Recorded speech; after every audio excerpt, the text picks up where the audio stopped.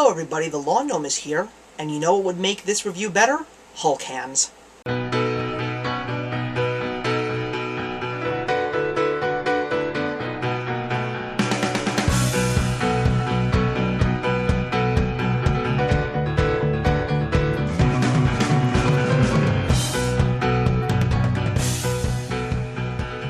Alright, I finally went to see Captain America the First Avenger. This was one of the most anticipated movies of the summer for me, alongside Harry Potter and the Deathly Hallows, and Super 8 and Green Lantern, and I just have to say one thing about this movie. I'm not even gonna stall. It is about time that someone finally got a movie that was based around a comic book franchise correct. Okay? I have not seen any movie that was a true, authentic homage to its comic book predecessor. Captain America is one of the few superheroes that has been around alongside some of the oldest, like Superman and Batman and the Submariner, and this is a character that has practically been shat on when it comes to turning him into a successful franchise outside of his comic book pages. And I would know this because I once saw the 1990 film of Captain America, and that made Batman and Robin look good. Alright? So I am just so grateful, after all the successes that Marvel Studios has had with Iron Man, The Incredible Hulk, and Thor, Captain America is definitely up there, and it's actually my favorite one, even though I did think that Thor and Iron Man and Hulk were quite entertaining. Let me explain why. Of course, I said it before.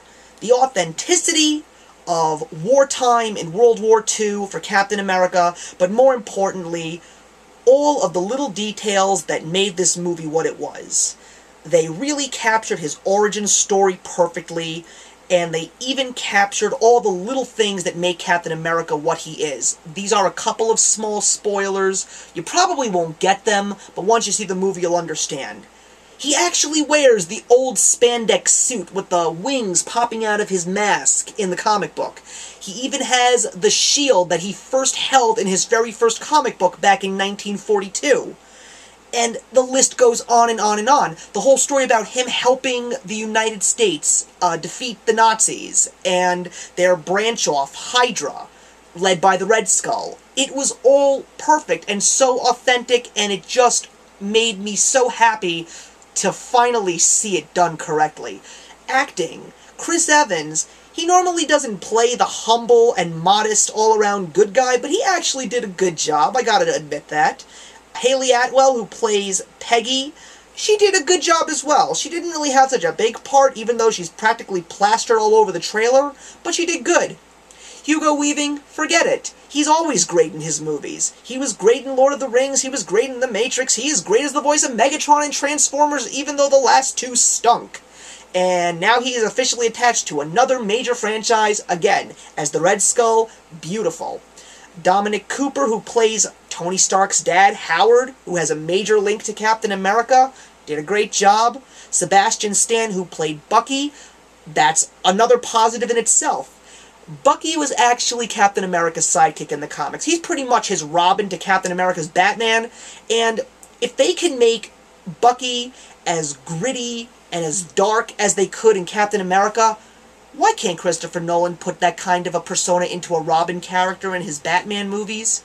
It could work. Bruce Timm made it work very successfully in his animated series of Batman. And Stanley Tucci, who I didn't even know was in this movie. He did a very good job, but probably the biggest surprise in this movie was Tommy Lee Jones. I'm a big Tommy Lee Jones fan, and his character was just witty and funny and gritty, and he's just awesome. Like, he reminded me of Jay in Men in Black. I'm sorry, not J.K. Wow, it has been so long since I've seen that movie. And there's a third one coming out next year. I gotta brush up. Anyway, I already mentioned the comics and the cast, the special effects. They were great. Definitely a breakthrough, especially since they use the technology that was just recently featured for the first time in Tron Legacy, where they put Chris Evans' face digitally on a smaller person's body, so it made him look like he was skinnier and weak. It looked a lot more clean cut than it did in Tron Legacy when they did it with Jeff Bridges, and I definitely see that special effect being used so much in film in the future. It's going to replace actors as we know it. And I definitely think that they tried to use new special effects when it comes to the action sequences, because a lot of them you could tell whether they were right in front of a green screen or it was actually something done in a real movie studio. So I definitely think that they were trying to do some breakthroughs there, and there's no doubt in my mind they will use those kinds of action sequences in the Avengers when it comes out next year. So this was also a little bit of a pioneer attempt. What did I not like about this movie? Well, honestly, I really had nothing against it. The only thing that I could say was not so great was, as enjoyable as the movie is, it's really not perfect.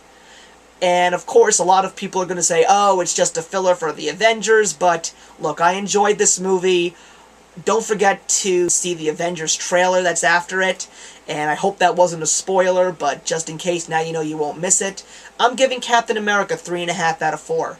It's a great movie, definitely worth seeing, one of the best movies that I've seen this summer. So that's it, guys. Comment, like, and subscribe, and the question that I want to leave with you guys is, Comic-Con recently came out about a week ago, and one of the trailers that was featured was the brand new reinventing of the Spider-Man series. The Amazing Spider-Man starring Emma Stone and Andrew Garfield. What's your take on it? You gonna see it, or do you think it's gonna stink? I'm the Lawn Gnome, and remember, actions speak louder than words.